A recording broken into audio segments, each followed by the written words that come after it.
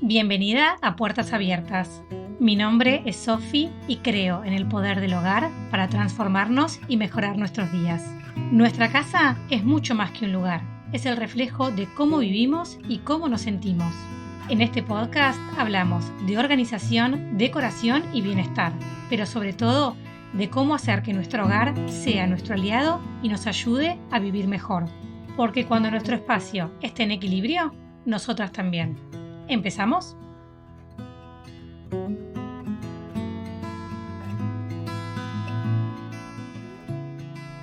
Hola, ¿cómo estás? Bienvenida a este tercer episodio de Puertas Abiertas.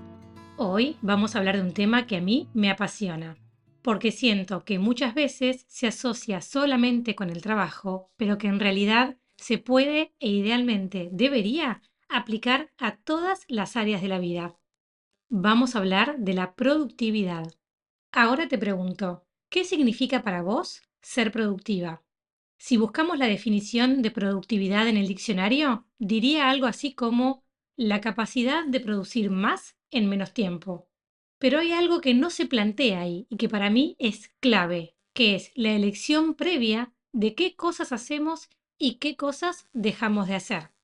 Antes de pensar en cómo hacer las cosas más rápido, deberíamos preguntarnos, ¿estamos haciendo lo que realmente queremos o lo que realmente necesitamos hacer? ¿Estamos eligiendo bien en qué invertir nuestro tiempo? Porque el tiempo es el único recurso parejo que tenemos todas las personas. Todos tenemos la misma cantidad de horas en la semana y lo que marca la diferencia es cómo las usamos. Y me gusta pensar que la falta de tiempo es en gran parte una cuestión de percepción. En el libro Sí tienes tiempo de Sheila Segnalini lo explica de esta manera. Si nos piden hacer algo que no queremos hacer, sentimos que no tenemos tiempo para eso. Pero si nos invitan a hacer algo que nos entusiasma, el tiempo aparece mágicamente. Entonces, más que gestionar el tiempo, lo que realmente gestionamos son las decisiones que tomamos acerca de cómo invertimos ese tiempo.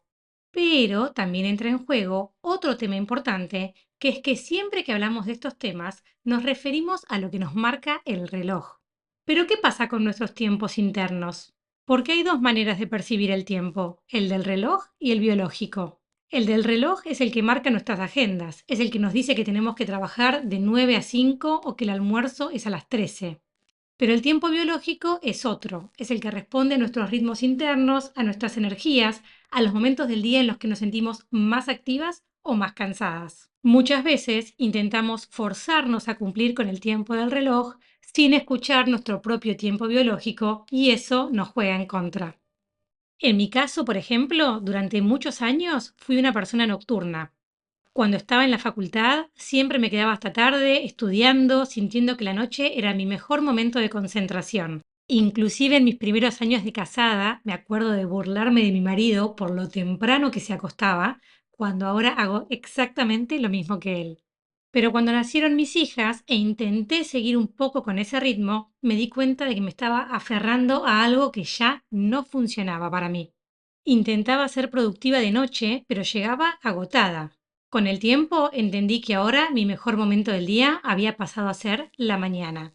Y al día de hoy, si tengo que enfocarme en algo importante, prefiero levantarme temprano antes que acostarme tarde.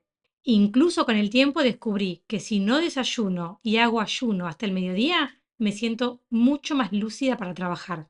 Aprender a escuchar mi propio ritmo biológico fue clave para optimizar mi productividad sin forzarme a un modelo que ya no me servía. Igualmente, cuento todo esto, pero con el tema del reloj biológico aún me queda un gran camino por recorrer. Retomando entonces lo que planteaba al principio, ¿estamos haciendo lo que realmente queremos o necesitamos hacer? ¿Estamos eligiendo bien en qué invertir nuestro tiempo de reloj y la energía de nuestro cuerpo? Creo que la clave de esta pregunta está en la palabra elegir. Tan sencillo de decir, pero tan difícil de hacer.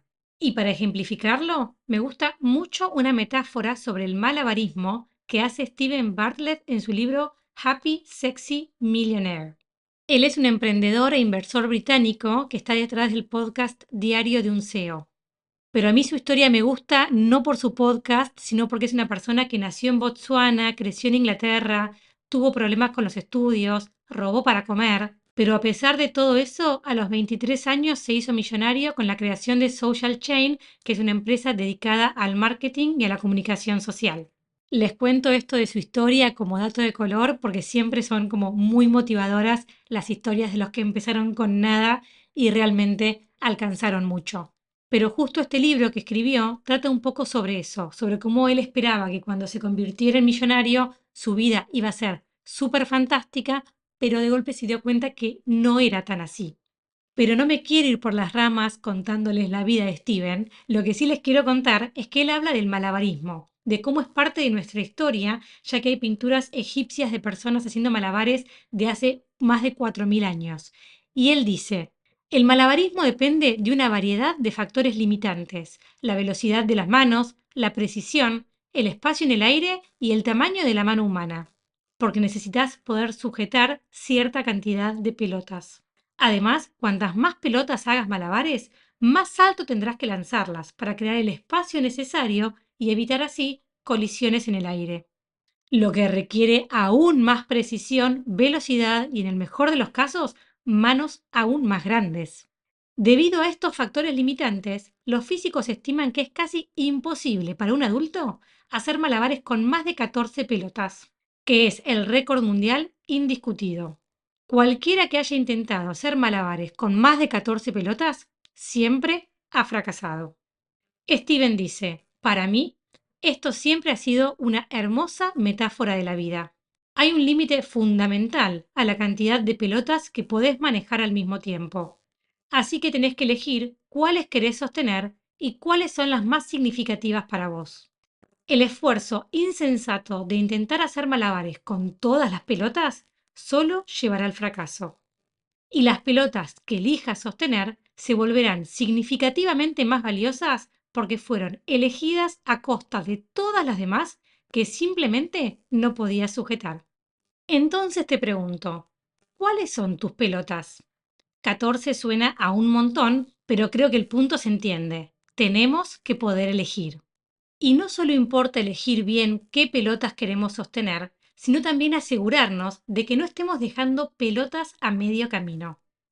Esto me lleva al siguiente punto del que quiero charlar, porque cuando no cerramos cosas, cuando dejamos tareas inconclusas, estas siguen flotando en nuestra cabeza y nos consumen energía mental. Esto hasta tiene un nombre, se llama efecto Zeigarnik y para mí es muy real. Este efecto explica por qué las tareas que dejamos sin terminar ocupan espacio mental y nos generan una carga constante.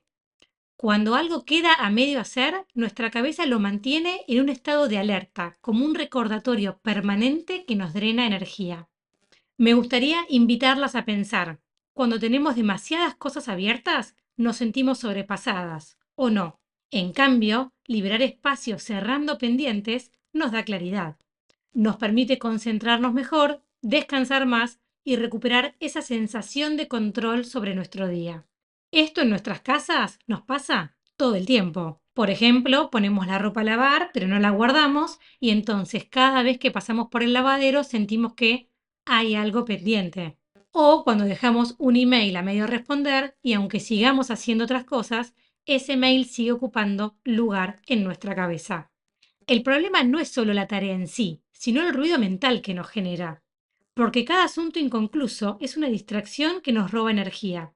Por eso, una de las mejores formas de sentirnos más livianas es hacer espacio mental, cerrar ciclos, tachar pendientes y no acumular pequeñas cosas a medio hacer.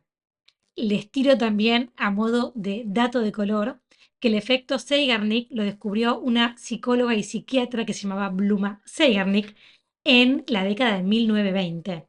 La historia cuenta que notaron algo curioso mientras observaban a los camareros en un café en Viena. Los camareros recordaban con mucha más precisión los pedidos de los clientes mientras las cuentas estaban abiertas, pero una vez que la cuenta se cerraba y el pedido estaba completo, olvidaban los detalles rápidamente. A partir de esta observación, realizaron experimentos en laboratorio y descubrieron que las personas recuerdan mejor las tareas inconclusas que las terminadas. Por eso, las cosas que dejamos a medio hacer nos generan esta sensación de no estar completas y ocupan espacio mental muchas veces sin que nos demos cuenta y se van apilando como pestañas abiertas en un navegador. Ojo que según Wikipedia, varios estudios realizados más adelante en otros países no avalan este experimento, pero por mi propia experiencia creo que es súper válido. ¿Qué podemos hacer entonces para tener una productividad más consciente? En primer lugar, elegir lo que queremos hacer con nuestro tiempo, con nuestros días, con nuestra vida. Elegir cuáles son nuestras pelotas en este momento, sabiendo que no pueden ser más las que podemos manejar y considerando que pueden ir cambiando con el tiempo. En segundo lugar, escuchar a nuestro reloj interno y acompañarlo. Y en tercer lugar, tratar de ir cerrando todo aquello que iniciamos para que genere menos carga mental. Y una vez que tenemos todo esto pensado y definido, te propongo dos de mis técnicas favoritas para ser más productiva. La primera es una técnica muy conocida que se llama brain dump, que significa algo así como vaciado o volcado de cerebro. Y esto es exactamente lo que propone, que es sacar todo lo que está dando vueltas en nuestra cabeza y ponerlo en papel. Pero ojo, esto no es hacer una lista. La idea es que esto sea un poco más consciente y que te dé mejores resultados. El objetivo es liberar espacio mental y ganar claridad, porque sabemos que cuando tratamos de recordar todo en simultáneo, nos agotamos, terminamos paralizadas y no sabemos ni por dónde empezar. ¿Cómo se hace entonces la técnica del brain dump? Es súper fácil. El primer paso es tener lápiz y papel. Se puede hacer también en la compu o en el celu, pero yo creo que es mucho mejor cuando lo tenemos tangible. El segundo paso es escribir absolutamente todo lo que tenemos en la cabeza, sin filtro, sin preocuparnos por el orden, simplemente vaciar nuestros pensamientos.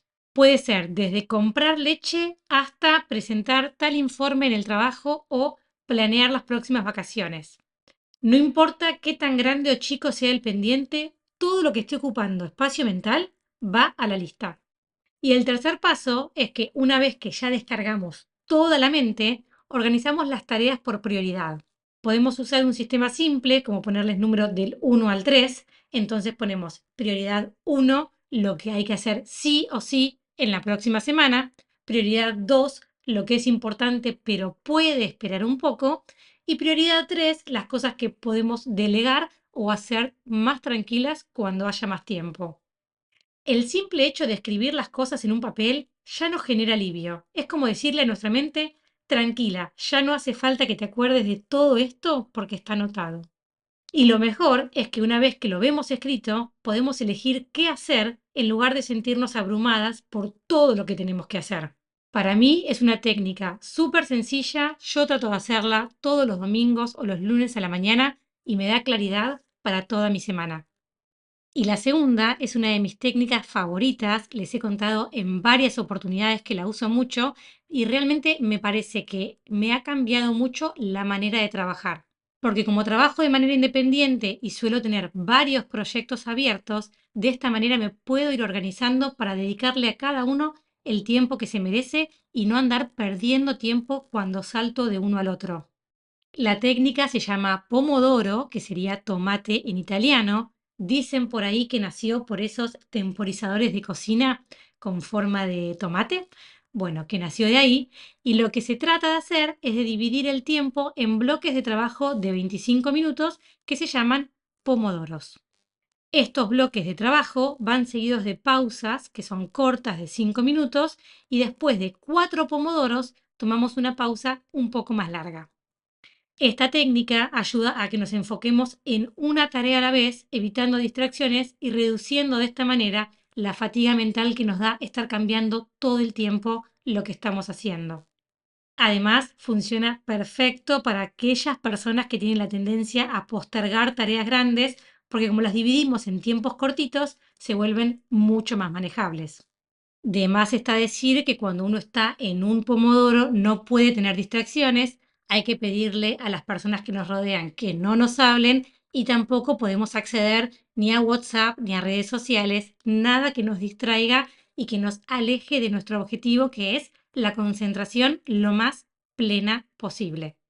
No sé si mi entusiasmo por esta técnica logra traspasar de este lado a tu lado, pero realmente, como ya les dije, a mí me ha cambiado la manera de trabajar porque pongo foco realmente en lo que tengo que hacer, lo empiezo y lo termino. Y ojo que no la cumplo siempre a rajatabla, no es que hago 25 minutos y 5. Quizás tengo 20 minutos y digo, bueno, hago un pomodoro de 20 minutos y de golpe otro día lo hago de media hora y de golpe un día hago un bloque y otro día hago 2 bloques, pero realmente cuando divido mi tiempo de trabajo de esta manera me rinde mucho más. Con estas 2 técnicas hemos llegado al final de este tercer episodio. Estoy súper feliz de haber tratado este tema que me entusiasma tanto y donde creo que tenemos mucho para mejorar, para vivir mejor. Ojalá te quedes pensando cuáles son las pelotas que tenés en el aire, o mejor dicho, cuáles son las que realmente querés tener en el aire. ¿Cómo estás acompañando todo eso que tenés que hacer con tu energía interna y cuánto te estás escuchando? ¿Y cuántas pestañas tenés abiertas y cuáles podés cerrar para reducir la carga mental? Y si te animás a dar un pasito más todavía, aprovechar estas 2 técnicas que a mí siempre me han funcionado muy bien y creo que a todas nos pueden ayudar para mejorar nuestros días. Muchas gracias por haber llegado hasta acá. Nos vemos en el próximo episodio de Puertas Abiertas y te deseo que tengas un gran día. Beso.